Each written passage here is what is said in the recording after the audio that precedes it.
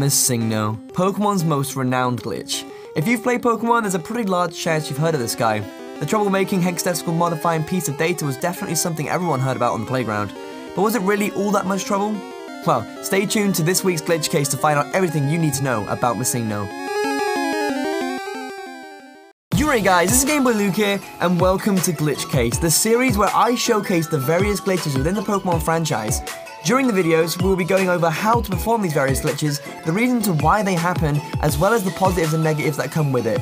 Seeing as this is the first episode, I thought it would be appropriate to approach the most known and popular Pokemon glitch, MissingNo. So I'm sure most of you know how this goes, but for the people that don't, let me explain how to perform the MissingNo glitch. This glitch requires a Pokemon that knows Surf, and is faster to perform if you have Fly and access to Cinnabar Island. The first step is to speak to the old man back in Viridian City, and get him to show you how to catch Pokemon. Alright, stop. There is something very important that happens right here when he shows you how to catch Pokemon. Notice how your back sprite is now the old man, and your name is now Old Man. Remember that for later, because that's really, really important. After he shows you how to catch Pokemon, instantly fly back to Cinnabar Island and begin surfing up and down the first set of vertical tiles to the right of the island. You may encounter Pokemon over level 100. This is completely normal, and I'll explain why afterwards. Eventually, you should come across a level 80 MissingNo. You'll know exactly when you've encountered it because the screen stays black for longer than usual when the encounter begins. So that's how you encounter MissingNo. As I mentioned previously, you may find other Pokemon over level 100, and I'll touch on that when I explain why this glitch happens later on in the video. For now, let's discuss the positives and negatives of performing this glitch. There are a handful of positives to this glitch without many drawbacks at all.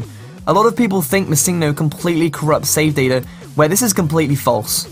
Most of the stuff the MissingNo glitch causes can actually be kinda useful. For example, after encountering MissingNo, the quantity of the 6th item in your bag will be increased to 128, unless the item in the item slot already exceeds 128, which is represented by this glitchy icon you see next to the number 9.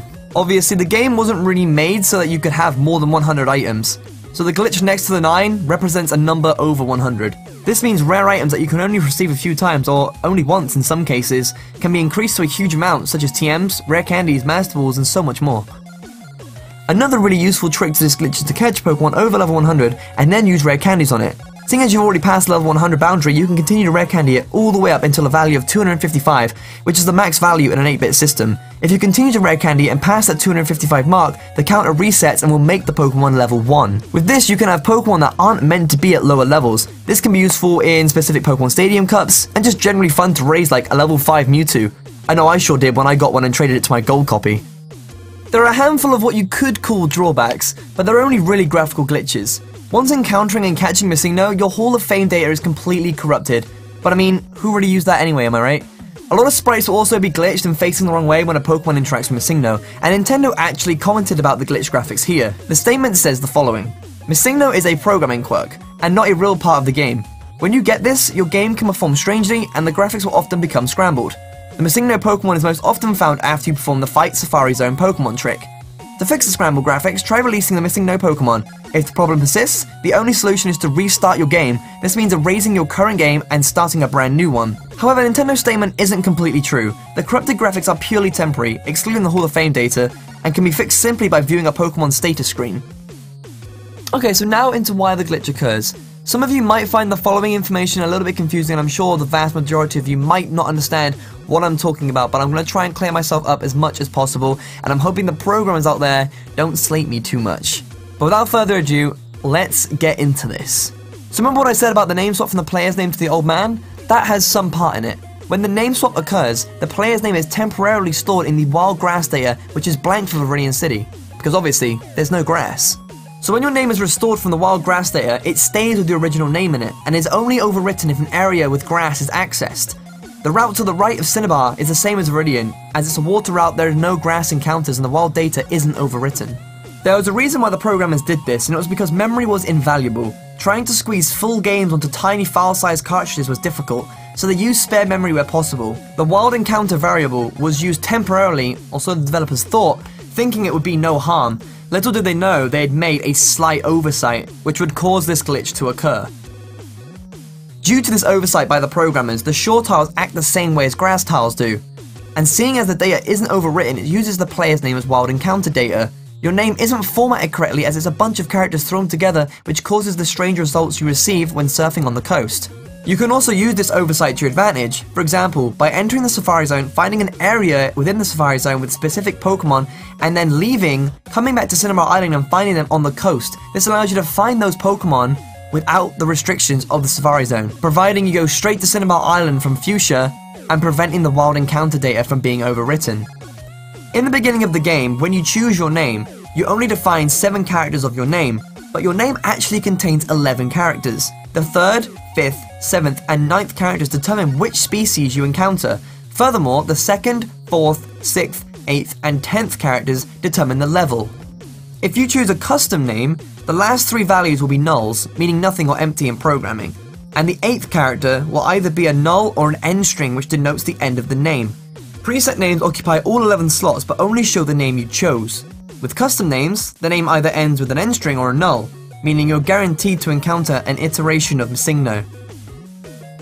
Seeing as I've used the name Luke, capital L, and the rest lowercase, I should encounter the following Pokemon.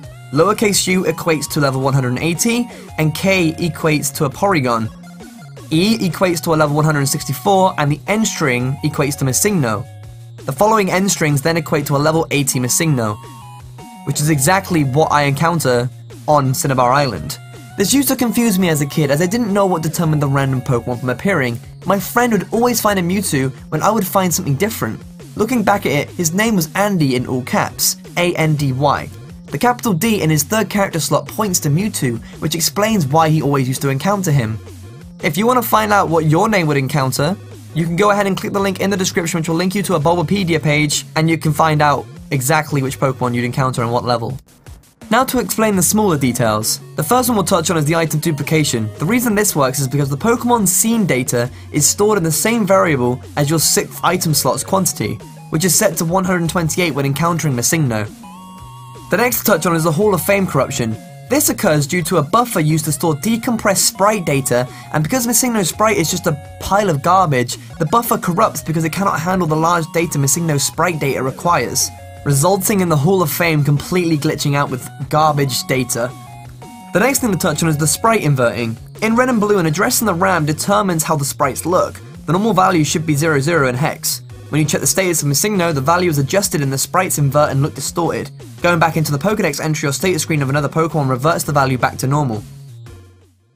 Alright, so I think I've covered the majority of what happens during this glitch. And while it consists of MissingNo, this is actually a combination of 2 glitches, the Old Band glitch and the MissingNo glitch.